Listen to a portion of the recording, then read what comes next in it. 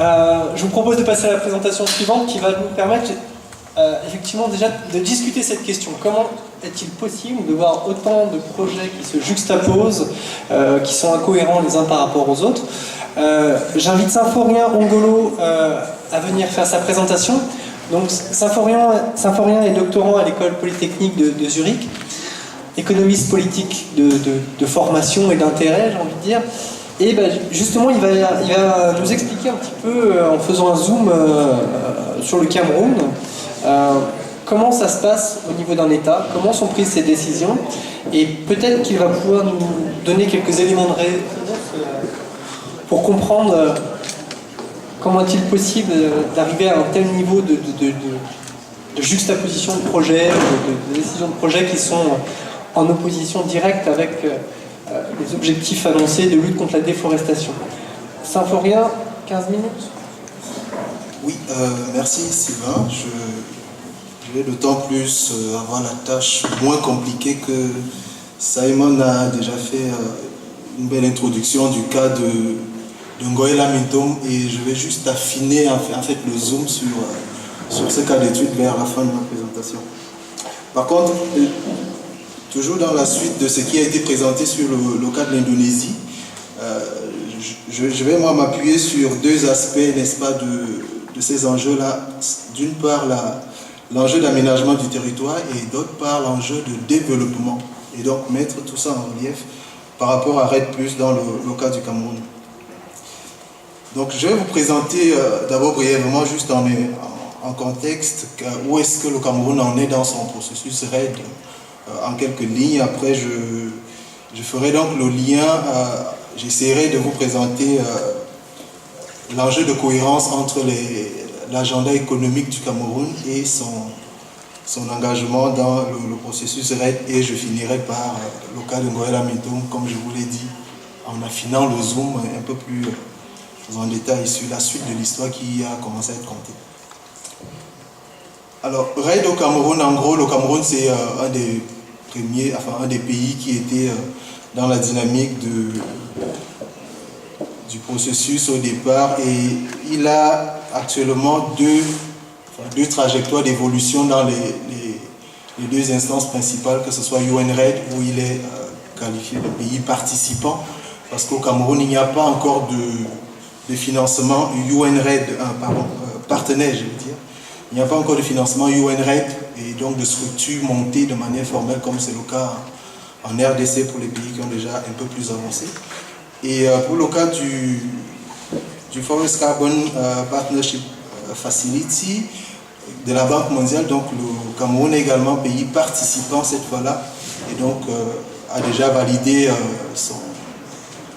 soumis et validé sa première note de projet, et également la stratégie nationale, donc qui est sous l'acronyme de RPP, a été validée également en début de cette année. Par contre, il faut souligner ici que c'est peut-être une des entrées pour commencer à évoquer le problème de l'enjeu de développement. C'est que le Cameroun a basé c'est peut-être une des spécificités de ce cas-là, a clairement affiché dans son document de stratégie que pour lui, donc le Cameroun, REDD, ce serait un outil pour le développement. Et donc, voilà, le signal est donné et c'est clairement mentionné comme ça dans son document projet.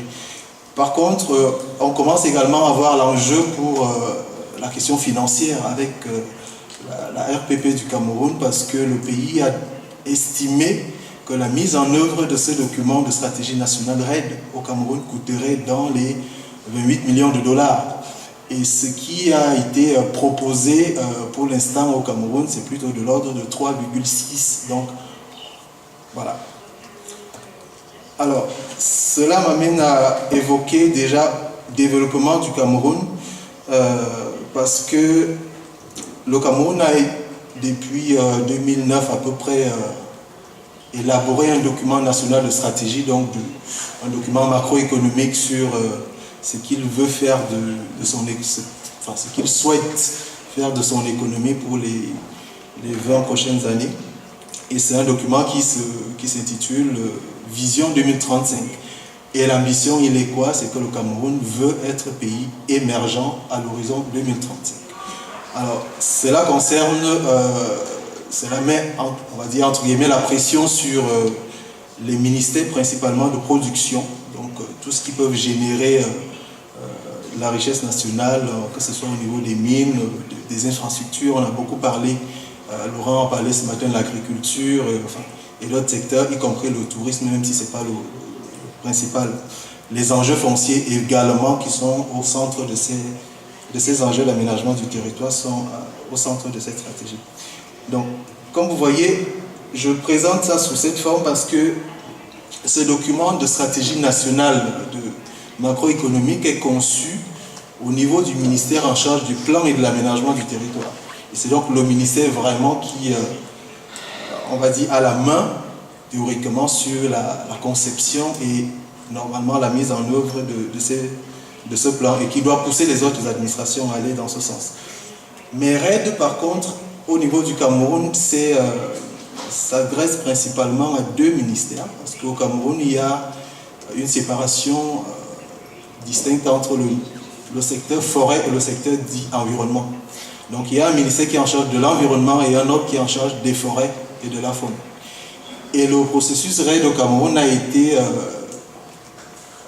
dévolu au ministère en charge de l'environnement, dont il faut souligner au passage qu'il a une très faible, voire une complète absence de maîtrise des questions forestières du point de vue orientation des politiques.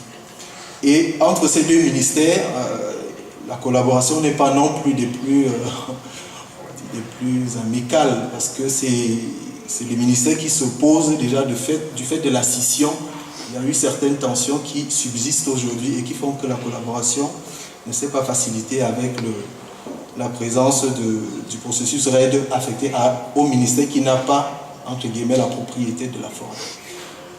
Et cela fait que, même au niveau des arbitrages gouvernementaux, il y a une espèce de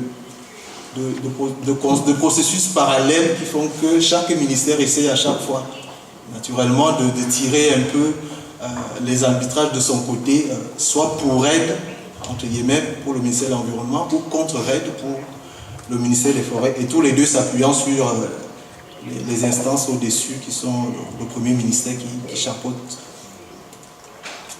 Alors, cet agenda macroéconomique, que dit-il en fait?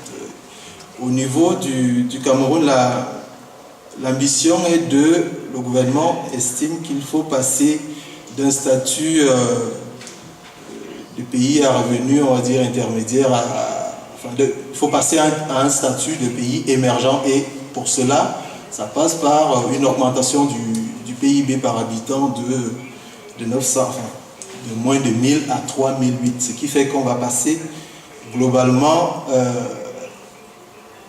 d'un pays de la taille économique du Cameroun vers un pays dont l'assiette économique serait plus importante, de la taille à peu près de la Malaisie ou du Brésil, oui. Et le document stipule clairement que les pays modèles pour cette stratégie-là, en matière de comment ils administrent leurs ressources naturelles, sont la Malaisie, l'Indonésie et d'autres pays de Maroc et Tunisie. Donc, il y a... alors, ça c'est juste pour préciser un peu cette vision-là et comment est-ce que, au niveau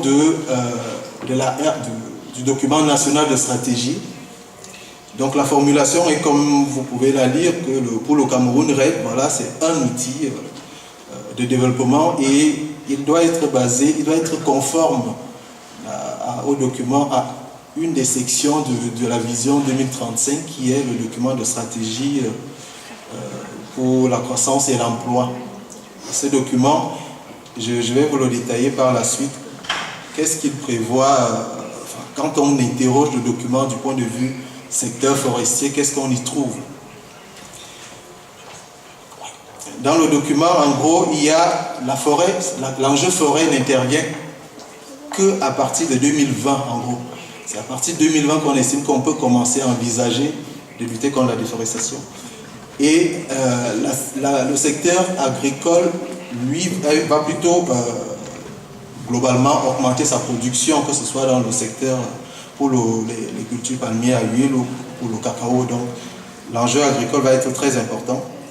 Là, je voulais faire un petit mot sur le cas d'Héraclès que Simon a déjà présenté, donc c'est la peine de revenir dessus, qui est un cas de croissance de production, d'augmentation de production de palmiers à huile, comme je l'ai évoqué tout à l'heure. Là, je vais passer directement au cas d'étude justement que Simon a présenté tout à l'heure. Il a déjà présenté le contexte. En gros, c'est un peu le dernier vivier des forêts primaires au Cameroun qui a été, dont la mise en concession a été gelée dans les années 2000 parce que la perspective justement des gains carbone était en vue et le gouvernement a été suscité à geler la mise en exploitation contre conservation de ce territoire. Et il y a eu 12 ans de négociations. Simon a déjà présenté le fait que ce document, cette forêt fait partie d'une...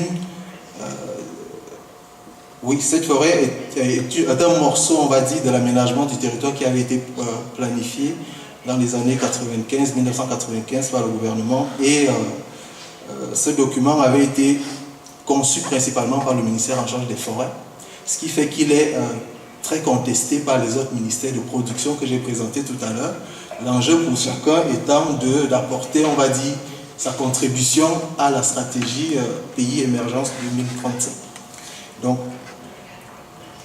en gros, 2008, c'est le début d'un début Alain parlerait de chantage écologique. Donc, 2008, le gouvernement commence à annoncer que vu que l'argent qu'on avait annoncé pour le carbone, il n'en voit pas la couleur, et bien il va sans doute reconsidérer d'autres options. Donc l'option initiale qui était de mettre cette forêt en exploitation forestière. Et là, de la menace, on est passé à l'action en 2012 en lançant un avis d'appel d'offres pour la mise en exploitation de ces forêts. La nouveauté ici étant que généralement le ministère faisait ce type d'appel d'offres pour l'option exploitation forestière. Et là, comme la concession avait manifesté l'envie de payer pour la conservation de Ngoëla Mintom, donc on a mis en option que c'est lui qui a donc l'argent, pose l'argent sur la table et gagne la forêt en adjudication. Et donc pour continuer, continuer l'histoire que Simon a commencé à raconter, il y a donc depuis 2012, il y a à peu près 50% des 800 000, près de 900 000 hectares qui ont été effectivement attribués à l'exploitation forestière parce que les organismes de conservation n'avaient pas pu donner les garanties que le gouvernement voulait en termes de financement. Et donc les trois concessions qui restent en bleu, c'est les concessions qui restent en stand-by. C'est-à-dire qu'il y a une espèce d'instance pour l'avenir de celle-là. Et le gouvernement laisse ça en option pour la suite. Donc ça reste, pour le gouvernement, c'est considéré comme une deuxième chance, on va dire, pour la conservation. Voilà, 50% c'est déjà pour l'exploitation, c'est fait. Et est-ce que la conservation va mettre vraiment l'argent sur la table pour la suite? Et à côté de ça, il y a d'autres pressions qui sont en train d'émerger. Il y a les mines, il y a une concession minière qui a été donnée dans la zone, là où il y a le triangle. Et là, c'est la perspective d'une agro-industrie asiatique qui se positionne sur ce territoire-là. Donc voilà en gros ce que je voulais vous montrer pour le cas de Ngoëla Mintom à la suite de ce que Simon a présenté. Merci.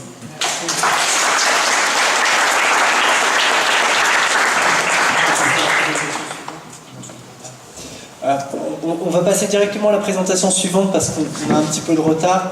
On aura vraiment du temps après la pause pour pouvoir discuter. Les intervenants seront à la tribune, vous pourrez leur reposer des questions. Alors, l'intervention suivante sera donc animée par Émilie Coudel du CIRAD. Donc on va changer de région, on va aller au Brésil. Et ça va nous permettre justement d'avoir une comparaison par rapport aux politiques de lutte contre la déforestation où on a eu deux interventions pour présenter ce qui se passait dans le bassin du Congo, une autre sur l'Indonésie, où on a vu qu'il y avait vraiment un problème d'articulation entre des différentes politiques conduites par différents ministères qui ont toutes au final un impact sur les forêts, et qu'en fait il n'y a pas de dialogue. Alors est-ce que c'est une volonté ou est-ce que c'est une difficulté? On en discutera, je pense, lors de la session ouverte. Mais pour pouvoir justement avoir une discussion avec d'autres éléments, on va aller regarder ce qui s'est passé au Brésil, essayer de comprendre effectivement pourquoi la déforestation a ralenti, qu'est-ce qu'il y a derrière, essayer de gratter un petit peu ça pour donner des éléments, encore une fois, pour alimenter le débat par la suite. Émilie, 15 minutes. Merci Sylvain. Donc je suis Émilie, je suis chercheure au CIRAD à Belém, je travaille à l'Embrapa qui est l'équivalent de l'INRA au Brésil. Et cette présentation, c'est un peu le fruit d'un travail à la fois du projet Repère. J'ai participé avec Philippe Sablerol qui est du GRET, et on a fait une restitution à Brasilia où on a eu beaucoup de discussions avec d'autres personnes. Donc j'ai indiqué ici, vous ne pouvez peut-être pas voir, mais il y avait aussi des gens de l'Embrapa, Joyce qui est ici, des gens du CNRS, du CIRAD et de l'IRD qui ont participé à cette présentation de comment nous on voit un peu RED et les politiques contre la déforestation au Brésil. Donc très rapidement, je ne sais pas si on voit depuis le fond, mais c'était pour placer un peu le tableau, c'est que le Brésil, on voit à la fois au niveau du carbone, de la biodiversité, la régulation du climat interne au continent, la forêt amazonienne, parce que je vais mettre mon focus sur la forêt amazonienne, il y a beaucoup plus au Brésil, mais il faut commencer par quelque part. Il y a vraiment des gros enjeux, et en même temps, il y a une population de 20 millions d'habitants en Amazonie brésilienne. Donc une pression, mais aussi des moyens de vie socio-économiques importants. Et donc, par rapport à ça, notre question, c'était un petit peu, finalement, RED, il y a un certain désenchantement, international, mais en particulier au Brésil. Et le Brésil, depuis le début, a été un des meneurs sur ce débat, à la fois le rapport de Santilli, que Alain a évoqué ce matin, avec dès le départ une position nationale d'opposition au marché, de ne pas entrer sur des marchés carbone, mais d'avoir un fonds au niveau national, et en même temps les États fédéraux, parce qu'on est dans une fédération, des États qui jouaient une carte individuelle avec la conférence des gouverneurs, donc d'essayer d'entrer sur ces marchés carbone. Donc un débat assez fort depuis 2006 et qui a été en évoluant, donc je vais le présenter un peu plus après. Et puis aujourd'hui, avec la crise des marchés carbone, tout ce désenchantement, aujourd'hui, les gens du ministère de l'Environnement vous disent oui, mais le RED, c'est fini. Enfin, ils essayent encore de voir ce qui pourra se faire, mais c'est un peu ça le constat. Et pourtant, il y a eu une très grande avancée de la lutte contre la déforestation. Donc ce matin, on était souvent sur des chiffres d'autour de 2005, mais le progrès s'est fait vraiment depuis 2008. Donc un progrès, il reste encore beaucoup de déforestation, mais vous allez voir, il y a quand même un succès assez important. Et donc là, dans notre question, c'était, mais finalement, quelle place RED peut avoir? Peut-être pas sa formulation internationale telle qu'elle a été pensée depuis le début, mais un nouveau type de mécanisme, et qui, on sent des acteurs très forts à la fois au niveau des ONG, du gouvernement, des mouvements sociaux, et comment tout ça est en train de se reconfigurer. Donc je vais d'abord vous expliquer ce succès de politique de déforestation, ça permettra de bien planter le décor. Il faut voir que cette lutte contre la déforestation, elle s'est faite en parallèle de l'agenda RED, donc c'est des choses très entremêlées, mais je vais essayer de faire comme ça pour être plus clair. Ensuite, je vais montrer comment ce RED a été mis en débat, quelles sont les positions des différents acteurs, et finalement, quelles perspectives ça ouvre aujourd'hui au Brésil. Donc la lutte contre la déforestation, elle va en augmentant depuis 1998, on a eu des premières mesures en 1998. En 2004, un plan national de la lutte contre la déforestation en Amazonie a été lancé par le gouvernement Lula avec Marina Silva qui était le ministre de l'Environnement à l'époque, donc qui est elle-même amazonienne des mouvements sociaux, donc quelque chose d'assez fort. Et en 2009, ça a arrivé à un engagement à Copenhague de faire une politique nationale de changement climatique. Et cet engagement, c'était de réduire de 80% le niveau de la déforestation, sauf qu'un détail, c'est par rapport au niveau de 1996 à 2005 qui est le niveau le plus élevé. Donc ils ont quand même eu une certaine marge, la déforestation était déjà en train de rediminuer. Là en bas, vous voyez un graphique qui montre les différentes sources d'émissions de carbone au Brésil, et le grand bleu, là, c'était l'émission de déforestation. Donc leur choix pour la politique énergétique au Brésil, enfin la politique contre le climat, c'était de réduire massivement la déforestation. Ici, vous voyez cette courbe donc, qui part en 98, la courbe de déforestation, qui partait autour de 15 000 km², on est en kilomètres carrés là, et qui va en descendant, enfin qui augmente à un moment et qui arrive à 30 000, donc presque un doublement là en 5 ans, 6 ans, et ensuite qui diminue, et aujourd'hui on est on est autour de 4300, les derniers chiffres de 2012. Et donc je vais vous parler un peu des différentes politiques. Donc au départ, on a eu vraiment une création d'une barrière verte avec des aires protégées. Ensuite, ce fameux plan d'action, donc là quelque chose de très command and control. Et puis petit à petit, des initiatives volontaires qui se sont greffées là-dessus. Sur la création de la barrière verte, vous voyez, alors j'espère que vous voyez, mais sinon je vais vous raconter. En 2003, donc on avait déjà une création d'aires protégées qui venait en augmentant. On est sur des aires protégées tout sur le pourtour. Et en 2009, quand on regarde, on a presque toute l'Amazonie, le centre, là, qui est notamment l'état de l'Amazonas, qui a été classé en aire protégée. Alors le Brésil, à Rio+20, se targuait d'être responsable de 75% des unités de conservation créées ces 10 dernières années dans le monde entier. Et on voit que la surface d'aires protégées a doublé en 10 ans sur l'Amazonie. Et donc aujourd'hui, on a presque 50% de l'Amazonie légale, enfin des États d'Amazonie, qui est couverte d'aires protégées. Donc à la fois des unités de conservation et des terres indigènes, et 2 tiers de ces aires protégées sont gérées par des communautés locales, qui est une des spécificités du Brésil depuis Rio 92. Ils ont mis en place toute une politique de cogestion.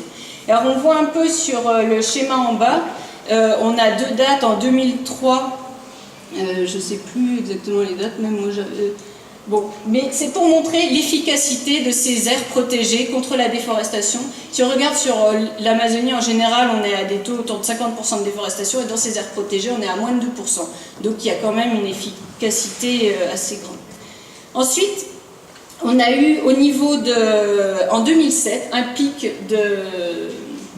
de déforestation, et tout de suite là le gouvernement a mis en place un plan de command and control très fort, et il a émis une liste rouge de déforestation, et il a mis en place une opération Arc de Feu, donc avec un contingent de plus de 1000 hommes armés qui allaient sur le terrain et qui fermaient à la fois les scieries, les grosses fazendas, le soja. Encore aujourd'hui, c'est en place. Et on a 36 municipes.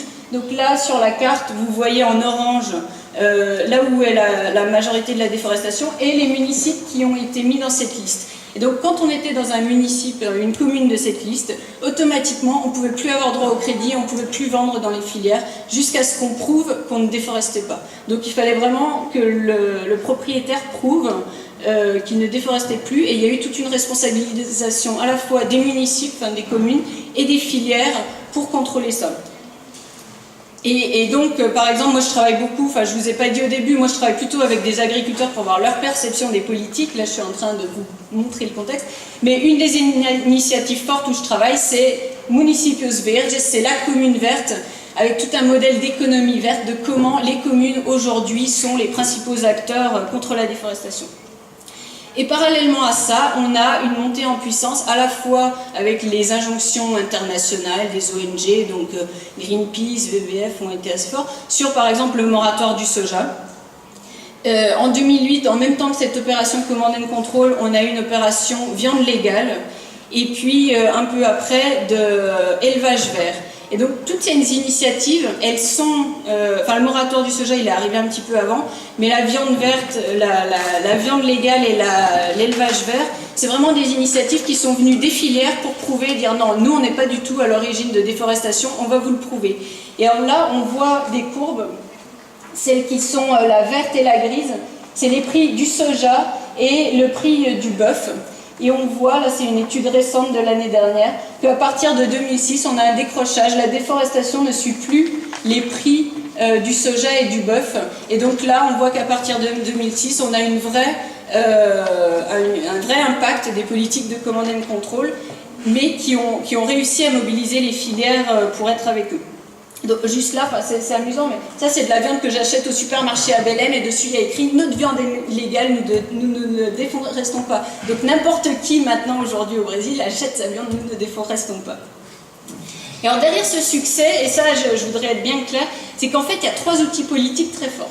Alors ça tombe mal parce que je voulais être claire mais je ne vais pas avoir le temps. C'est qu'on a le code forestier. Alors le code forestier il existe depuis 1934, il a été réactualisé en 1965, mais il n'était pas mis en place. Alors en 1998, on a eu un durcissement avec un renforcement du contrôle, avec des lois de crime environnemental qui faisaient qu'on pouvait mettre des amendes aux exploitations qui ne respectaient pas ce code forestier. Et donc c'est ça qui a un peu déclenché les réactions de tous les gros agriculteurs au Brésil. Ensuite, on a le contrôle satellite dont on parlait ce matin, là, qui a permis à partir de 2004 de repérer tout de suite, mois par mois, qui déforestait. Et puis un nouvel outil qui est le cadastre environnemental rural et qui lui délimite les propriétés par satellite. Et donc aujourd'hui on sait quand quelqu'un déforeste, avant on ne savait pas qui était là et maintenant on sait qui est là et on peut bloquer son compte et donc lui il ne peut plus rien faire même s'il n'a pas été trouvé, toutes ses transactions sont bloquées. Et donc on a vraiment une remise en cause au niveau des gros lobbies agricoles de ça. Bon, sur la mise en débat, je ne vais pas passer beaucoup de temps, ça c'était juste pour vous montrer qu'on a eu toute une flopée d'initiatives qui venaient des États et que petit à petit, c'est l'État fédéral qui essaye de courir derrière ça et de dire, bon d'accord, vous voulez aussi entrer là-dedans, on va essayer de faire un cadre légal là-dessus. Donc il y a un projet de loi sur les PSA, un projet de loi sur REDD et un fonds Amazonie qui a été mis en place pour récupérer de l'argent. Il y a eu la discussion du code forestier. Ça, je vais passer, c'était au niveau du projet repère. On avait fait 3 études de cas sur des projets REDD, enfin des projets pré-REDD, mais en fait, c'est surtout de la régularisation foncière aujourd'hui et de l'articulation entre les différents secteurs au niveau des municipes. Et on est aussi sur du renforcement de capacité. Mais surtout, ils ne veulent pas du tout parler de paiement direct ou de PSE. Et il n'y a pas du tout d'argent qui arrive auprès des agriculteurs. Donc c'est vraiment sur de l'investissement au niveau d'une commune.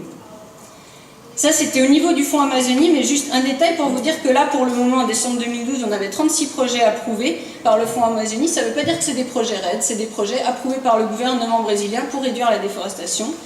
Et on avait un décaissement sur 220 millions promis de 52 millions. Et si on regarde, c'est presque autant que ce qui a été promis dans le monde entier par l'UNRED, le FCPC, le FIP, le Fonds Congo. Donc on est sur vraiment des investissements très forts, et notamment au travers de la BNDES, qui est la Banque de développement brésilienne, et qui depuis l'année dernière, elle fait 2 fois plus de prêts que la Banque mondiale. Donc c'est une banque énorme.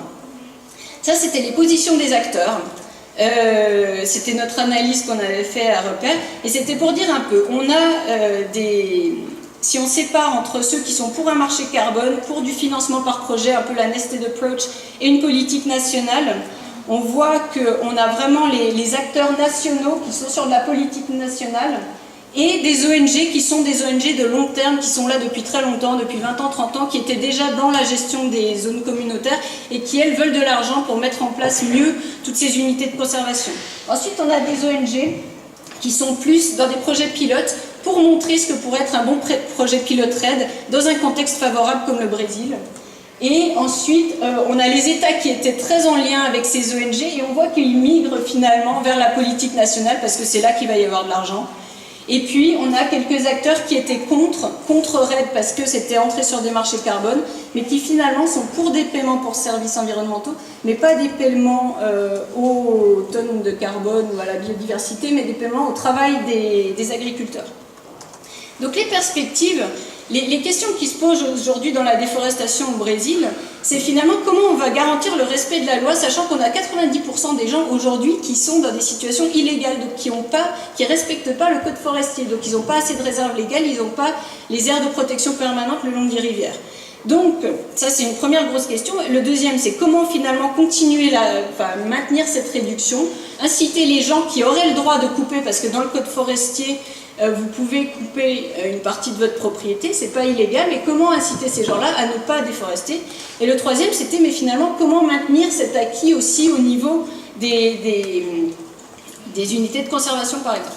Donc on voit que finalement toute la mise en adéquation qui est en train de se faire, elle est en train de se faire dans cette perspective de code forestier, très command and control, qui a été d'ailleurs relâché, les conditions ont été relâchées l'année dernière au niveau du nouveau code forestier. Et il y a la possibilité dans ce nouveau code forestier de paiement pour services environnementaux pour restaurer les aires de préservation permanente.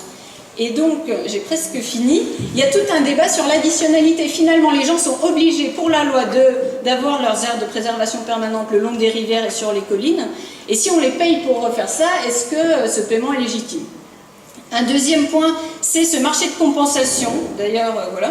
C'est que les gens qui aujourd'hui ont un excédent de réserve légale peuvent avoir des droits et vendre ces droits aux personnes qui ont un déficit de réserve légale. Alors il faut être très clair, c'est que les gens qui ont un déficit de réserve légale ne peuvent plus déforester. Ils ne peuvent pas déforester chez eux pour aller acheter ailleurs.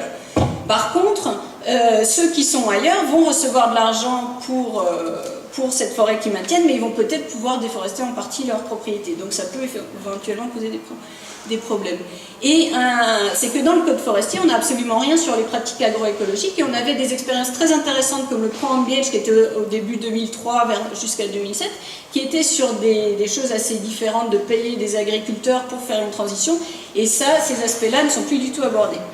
Par contre, et ça c'est mon dernier, c'est que ce qui apparaît, c'est par exemple la bourse verte. Donc là, c'est pour les unités de conservation, pour essayer d'encourager les gens qui sont dans les unités de conservation. C'est une sorte de bourse socio-environnementale sur le modèle de la Bolsa Floresta qui a été mis en place par l'État d'Amazonas et qui lui était un projet REDD. Mais sauf que là, on n'est plus du tout connecté au REDD, il n'y a plus du tout de tonnes de carbone ou de choses comme ça, donc on simplifie le côté bureaucratique et les familles les plus pauvres dans les unités de conservation ont droit de toucher 100 reais tous les 3 mois, donc c'est l'équivalent de 50 €, c'est pas beaucoup, c'est certainement pas le coût d'additionnalité, mais ça leur permet de vivre un petit peu mieux. Mais il y a tout un débat sur la conditionnalité, parce que en théorie, c'est une bourse conditionnelle, et aussi sur la mise sous dépendance. C'est les présidents, normalement, notamment de ces unités de conservation, qui disent aujourd'hui, les gens vont ne prendre que cet argent et vont arrêter de cultiver, ce qui pose aussi question sur les modes de culture derrière. Donc vous voyez, là, c'était juste pour dire que comme le Brésil est un pays souverain qui a vraiment voulu organiser sa propre idée de REDD, il met en place tout ce marché environnemental des compensations. On a eu des grandes avancées, notamment en termes de régularisation frontière, et finalement on sent que REDD a influencé le discours à la fois sur la conditionnalité et l'additionnalité, mais dans un pays pionnier des réserves durables, il y a encore beaucoup de questions qui se posent sur toute cette valorisation de pratiques traditionnelles, sur quelle va être la place des agriculteurs familiaux là-dedans. Et j'ai fini. Merci. Je voulais juste vous montrer, ça c'est la pub qui était devant chez moi hier, avant-hier, avant que je prenne l'avion, qui est produire sans déforester, commencer à regarder ceci comme un bon business. Et donc là, forcément, c'est un petit agriculteur, enfin petit, entre guillemets, agriculture familiale, et c'est sur ce cadastre environnemental rural de régularisation foncière, donc c'est vraiment le gros truc du gouvernement maintenant. Voilà, merci. Merci.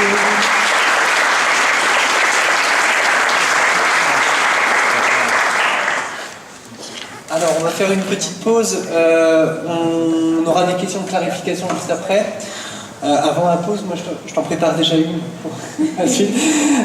Pour faire le lien avec les autres interventions, notamment, j'aimerais bien aussi que tu nous donnes ton point de vue par rapport au projet du gouvernement brésilien qui concerne les industries extractives et voir justement s'ils ont intégré ça pour essayer d'avoir une certaine cohérence avec la lutte contre la déforestation. J'ai cru reconnaître le développement de l'industrie minière, oui, tout à fait. Parce que extractif, souvent, on l'utilise pour les populations. L'extractivisme, ça aussi j'aimerais bien discuter avec toi parce que... Voilà. Et j'ai cru reconnaître la carte de la réserve de Xingu, réserve autochtone, justement, qui est menacée par le barrage de Belo Monte. Donc, autre question, voilà, tout ce programme de développement des grands barrages, des industries minières, quel impact? Est-ce que là aussi il y a un travail de mise en cohérence ou pas, pour pouvoir faire un parallèle un petit peu avec les discussions qu'on a eues sur le bassin du Congo et l'Indonésie. Voilà. Donc on reprend tout ça après la petite pause, 20 minutes. À tout à l'heure.